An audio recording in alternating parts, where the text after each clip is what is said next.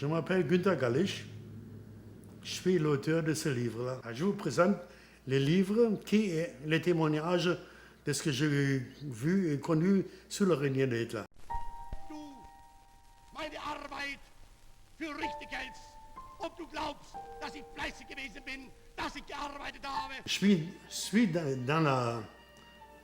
dans l'histoire, si vous voulez, là. Mais c'est pas moi qui fais l'histoire. J'ai aucune influence là-dessus, en réalité. Je raconte ce qui s'est passé autour de moi. Parce que justement, ça, c'est le but du livre, quand j'ai commencé. Parler des choses qui se passaient autour de moi, sans vouloir chercher des raisons ailleurs. Parce que je ne peux pas m'imaginer d'écrire quelque chose que quelqu'un d'autre a vécu. Ouais. C'est pas moi. Oh, ouais.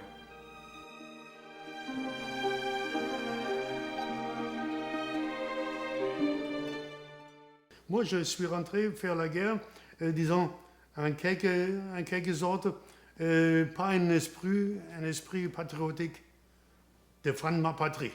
Parce qu'anciennement, disons, n'importe quel pays fait, je ne sais pas combien de fois la guerre, une fois pour un prince, pour un duc, ou un roi, ou même un empereur. Et cette fois-ci, ça a donné que c'était le petit Adolphe avec son moustache là, qui est venu le chef d'État. Mais dans le fond, rien n'a changé vraiment parce que l'Allemagne est restée l'Allemagne.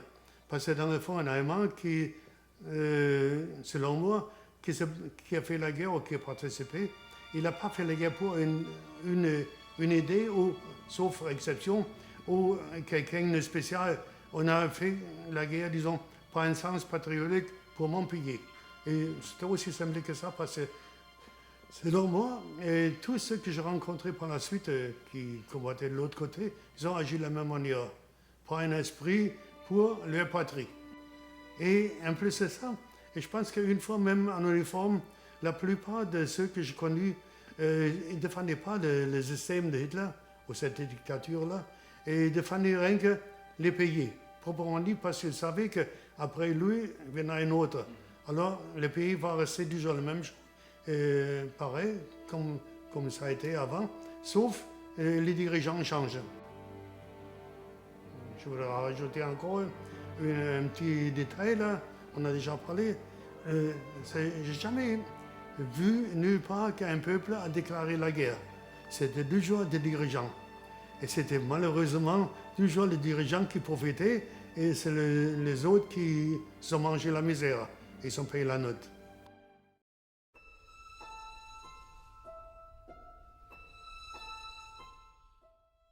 La guerre a été terminée en 1919, à peu près, disons.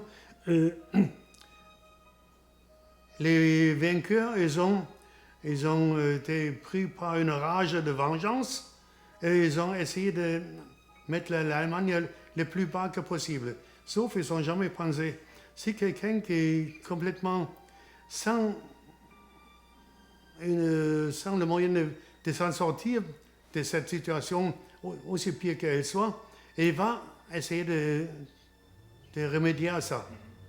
On veut ou veut pas, la revanche est là.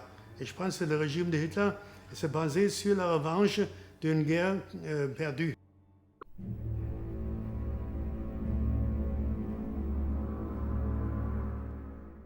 La plupart des gens, disons, sauf, disons, plus tard, mais disons au début, ce discours était adressé à une partie de la population qui était déjà de son côté ou qui avait peut-être un léger penchant pour devenir comme lui là. Et il s'est adressé à eux d'une manière très, comment je peux dire ça, très significative. Il faisait appel, disons, à la fierté personnelle. Ensuite, il expliquait que la guerre a été ni plus ni moins, les Allemands, ils ont dû le gagner, mais ils étaient traités, disons, trahis par les gens qui avaient une possibilité de faire le contraire. À ça ajoute encore un fait. Lui, Hitler n'était pas un Allemand, il était un Autrichien. Et il avait une voix rauque, qui s'adaptait facilement à un discours politique de son envergure. Alors il pouvait parler, moi ça je l'ai vu pendant 3-4 heures, il pouvait parler sans s'arrêter et sans avoir un papier devant lui. Il a dû avoir une mémoire d'éléphant. Enfin, tout au moins, tout son discours s'adaptait exactement à, comment dire, à un message. Parce que généralement, il a commencé tranquillement, expliquer aux gens de ce qu'il a voulu faire, et ensuite il a mêlé des affaires là avec pour montrer que le peuple allemand était trahi, et tout à la fin, là, il a dit, par cette trahison, le peuple était puni injustement. Son parti présentait à peu près un tiers de la population, si vous voulez, qui ont voté pour lui. Et les autres, un autre tiers, c'était communiste, et le troisième tiers, ça se composait de différents partis social-démocrates ou syndicalistes, des choses qui n'étaient pas très fixées sur le but. Alors Hitler a profité que les autres partis, avant, jusqu'en 1933, ils n'ont pas réussi à donner une espèce de sécurité à la population. Alors, dans chaque speech qu'il a fait avant, je l'ai entendu, il a voulu donner du travail et du pain à tout le monde. C'est à peu près ça que les gens ils ont attendu. Sauf qu'une fois au pouvoir, là, il a changé parce que son parti était le seul qui était bâti d'une autre manière. Il avait, sans que les gens ne l'ont jamais dit ça, mais c'est établi, il avait créé un état-major qui a prévu tous les obstacles qui